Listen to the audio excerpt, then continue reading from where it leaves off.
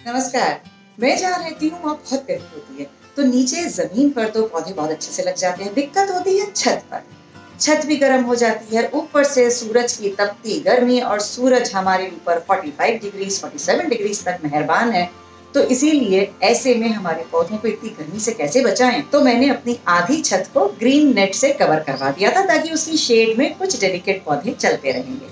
जो पूरी धूप को सहन कर सकते हैं उनको धूप में छोड़ दिया, जो कम धूप को सहन कर सकते हैं उनको शेड के नीचे डाल दिया। ग्रीन नेट कैसे लगानी है, अगर इसको आप समझना चाहते हैं तो उसका लिंक डिस्क्रिप्शन में होगा, आप देख लीजिएगा। लेकिन उसके नीचे मैंने थोड़ी थोड़ी सी हरियाली अभी तक जो भी क्रिएट की है, आज आपके साथ शेयर करती हूँ। तो चलिए चलते हैं ऊपर।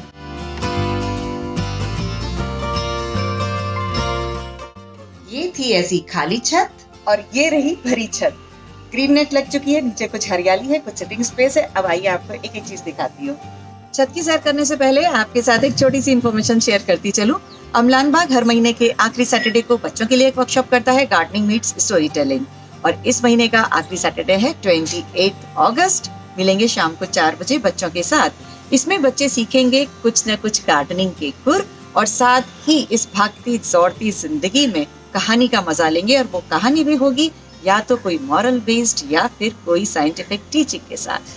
तो मिलेंगे बच्चों के साथ शाम 4 बजे। लेकिन अभी चलते हैं मेरी छत की सैर करने। ये एक क्विक ओवरव्यू दूर दूर से।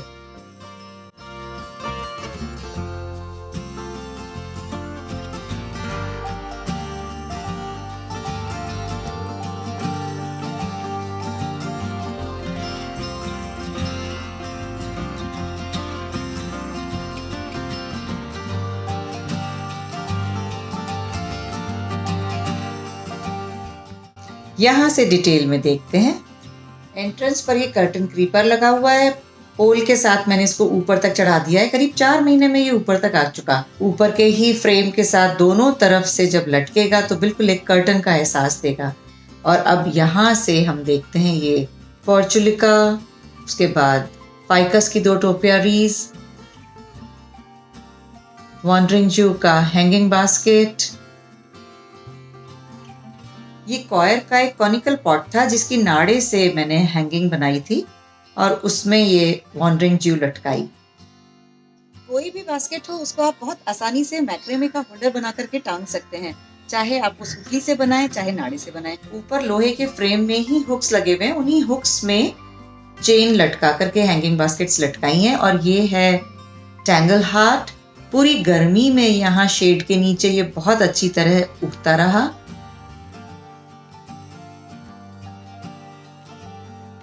और ये पर्पल स्वीट पोटैटो वाइन, ये वो शकरकंदी है जिसे हम खाते हैं।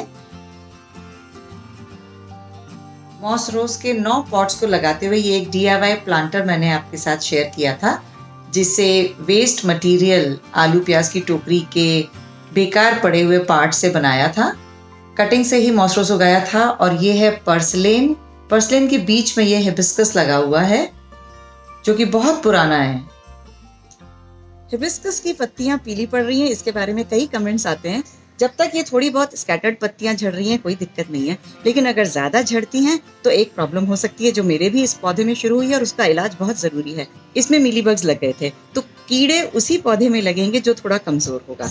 इस पौधे को मैंने पिछले साल बारिश में जमीन से निकाल के इस छोटे से गमले में लगाया था।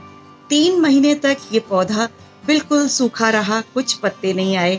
3-4 महीने के बाद इसमें छोटे छोटे पत्ते आने लगे, लेकिन वो भी आते थे, मुरझा जाते थे, खत्म हो जाते थे। लेकिन गार्डनिंग का सबसे पहला रूल है पेशेंस। पेशेंस रखा मैंने, और इसमें आते गए। करीब 8 महीने के बाद इसमें पत्ते आने लगे, और थोड़े समय पहले इसमें फूल भी आने लगे। अभी इस वक्त फूल नहीं है, लेकिन जब इसमें फूल आए हुए थे उस वक्त का एक पिक्चर आपको दिखाती हूँ। ये गर्मी का समय था जब काफी हेल्दी था हिबिस्कस, फूल भी आते थे, कलियां भी आती थी। लेकिन बारिश में इसमें कीड़ा लग गया और तभी से थोड़ा कमजोर हो गया। इसी के पास में गमले में ही चमेली लगी हुई है, और ये गुलमोहर का एक पौधा जिसे बोनसाई के लिए रखा है। और ये है थनबर्जिया। मेरे इस पिछले वीडियो में बहुत कमेंट्स आए थे कि ये जो आपके पीछे पर्पल फ्लावर है ये कौन सा पौधा है। ये थनबर्जिया का प्लांट है, और ये वही sweet potato wine purple colour और ग्रीन कलर में। ये पीछे आपको जो मटके दिखाई दे रहे हैं ये मटकों की दुकान नहीं है, ये बेकार पड़े हुए मटकों को मैंने स्टोरेज में कन्वर्ट कर दिया। इसमें मेरा मिट्टी, खाद, कोकोपीट, सभी कुछ पड़ा हुआ है, जब ज़रूरत होती है यहीं से निकाल लेती हूँ, और पत्थरों की जब ज़रूरत होती है तब वो भी काम आते हैं। कुछ ये बोनसाई मटेरियल रखा हुआ है, लेकिन ये पीछे गिलोय की बेल चढ़ा रही हूँ ताकि पीछे जितनी भी रफ वॉल दिखती है वो ये गिलोय की बेल से छुप जाएगी।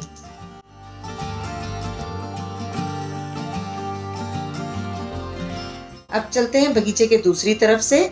जेड के ये पिरामिड्स भी आपके साथ मैंने शेयर किए थे। ये जो सपोर्ट पिलर है इसके नीचे ये फाइकस लगा हुआ है। इसी रॉड पर मैंने कुछ रिंग्स फिक्स करवा दी थी, उन पर ये बुगनविला अलग अलग कलर्स के लगा दिए हैं। इस रॉड के पीछे की तरफ ये पेंसिल कैक्टस लगा हुआ है, और यहां से भी बुगनविला के साथ मधुमालती का व्यू। साइड में ये नीचे रजनीगंधा है, चौला फली, पीछे एलोवेरा, और ऊपर सहजन, मोरिंगा या ड्रमस्टिक्स। ये थोड़ी सी क्लस्टर बीन्स बचे हुए हैं, बस खत्म ही होने वाला है समय इनका। और ये है गोल लाल मिर्च, अभी ग्रीन कलर की चिली है ये, धीरे धीरे इसका कलर बदल जाता है और ये लाल रंग की ऐसे हो जाती है। ये है मरुआ, मेडिसिनल प्लांट होता है, कई बीमारियों में काम आता है। और ये है लेंटाना, मॉस्किटो रिपेलेंट है, बीज और इंसेक्ट्स को अट्रैक्ट करता है। और ऐसा ही ये गिलार्डिया भी हनी बीज और बटरफ्लाइज को अट्रैक्ट करता है। तो जहां भी सब्जियां होती हैं वहां ऐसे पीले फूल जरूर लगाने चाहिए। चंपा के बारे में भी कई सवाल आते हैं कि छोटे पॉट में लगाया जा सकता है। ये देखिए बिल्कुल छोटे गमले में इतना बड़ा प्लमेरिया लगा हुआ है, फूल भी आते हैं इसमें। ये एक डिस्कार्डेड राउंड बाथटब था जिसको मैंने अब यहाँ हर्बल गार्डन क्रिएट करने के लिए रख दिया है। इसमें मिट्टी भरी हुई है, छेद है इसके अंदर। अलग अलग किस्म की हर्ब्स मैं इसमें उगाना शुरू कर रही हूँ। कुछ उग चुकी हैं, कुछ आने वाले वक्त में उगाती जाऊंगी। और ये वेस्ट कुछ लकड़ियां पड़ी थी, इसका मैंने स्ट्रक्चर बना लिया है। इसके ऊपर मेरी प्लानिंग है, मैं कुछ बेलें चढ़ाऊंगी। पार्सले, शाम तुलसी, लेमन ग्रास, राम तुलसी, बेसिल, ये अजवाइन, ये खुशबू वाला अजवाइन है, खाने वाला अजवाइन नहीं है, इसमें कभी वो बीज नहीं आता। और ये है हठजोड़ की बेल, पत्ती भी बहुत खूबसूरत होती है और हड्डी जोड़ने के लिए ये काम में आती है। तो इसको भी मैंने हर्बल गार्डन में उगाया है।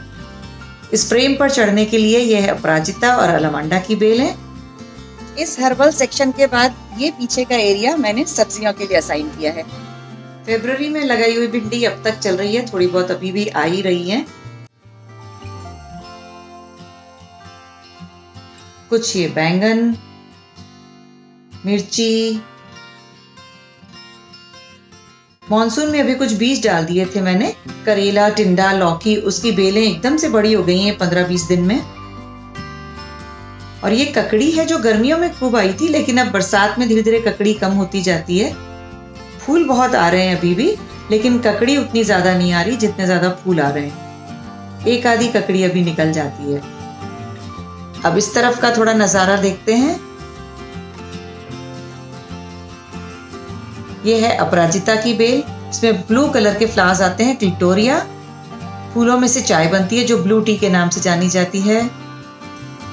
और ये मधुकामिनी, सफेद रंग के बहुत खुशबूदार फूल आते हैं।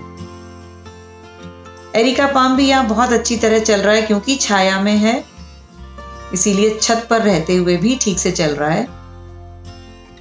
ये पेंटिंग मेरी डॉटर ने बनाई है। मधुकामिनी का एक और पौधा है दूसरी तरफ, डबल चांदनी। और इसके बाद ये है चीकू, 11-12 महीने हो गए हैं इसको लाए हुए। चीकू का पौधा गमलों में ही लगाए हैं मैंने। ये अनार और ये नींबू। ऊपर हैंगिंग बास्केट्स में जेड लगाया है, पर्पल हार्ट और वंडरिंग जू मिला के लगा हुआ है। और दूर से देखने पर कुल मिलाकर कुछ ऐसा दिखाई देता है।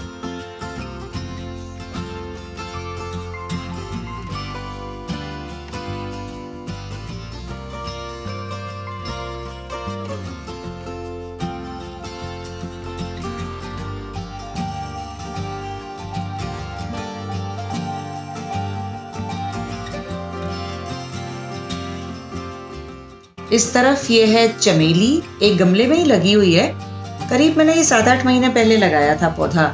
काफी फूल आ रहे हैं इस वक्त। जैसे जैसे मोगरे के फूल कम होते जाते हैं मॉनसून में, चमेली के फूल आना शुरू हो गए हैं। काफी कलियां आने लगी हैं। छोटा सा ही पौधा है।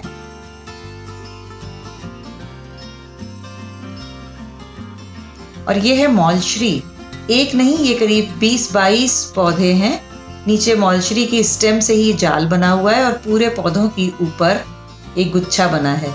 ये है पिस्टिया या वाटर कैबेज भी कहते हैं इसको। बिल्कुल पानी में उगता है, लंबी लंबी जड़ें और पानी में तैरते रहते हैं ये फूल, और बहुत इजीली प्रोपोगेट होता है। इस तरीके से छोटे छोटे बच्चे पैदा हो जाते हैं इसके। ऑल अबाउट पिस्टिया ये कंप्लीट वीडियो है मेरा, अगर आप देखना चाहें तो। और ये भी एक नाराज पौधा था जो कि डबल चांदनी का था, पूरी तरीके से सूख गया था, सिर्फ डंडी रह गई थी। तो इसको मैंने काट दिया, लेकिन साथ ही नीचे मनी प्लांट भी उगा दिया था। देखिए जहां जहां से काटा उसके आसपास से अपने आप कुछ महीनों बाद ये पत्तियां निकल आई और अभी खूबसूरत सा इतना बड़ा फूल निकला है।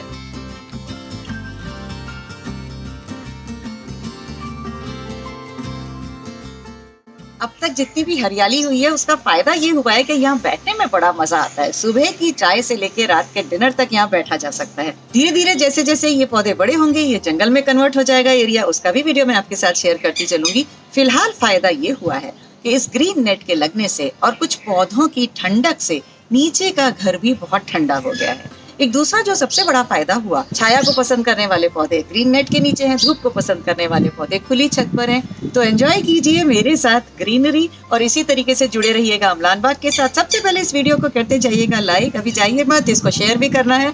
और अम्लान बाग को सब्सक्राइब नहीं किया है तो सबसे पहले सब्सक्राइब करते हुए बेल आइकन भी जरूर दबा दीजिएगा। मिलेंगे अगले वीडियो में किसी और नए टॉपिक के साथ। नमस्कार।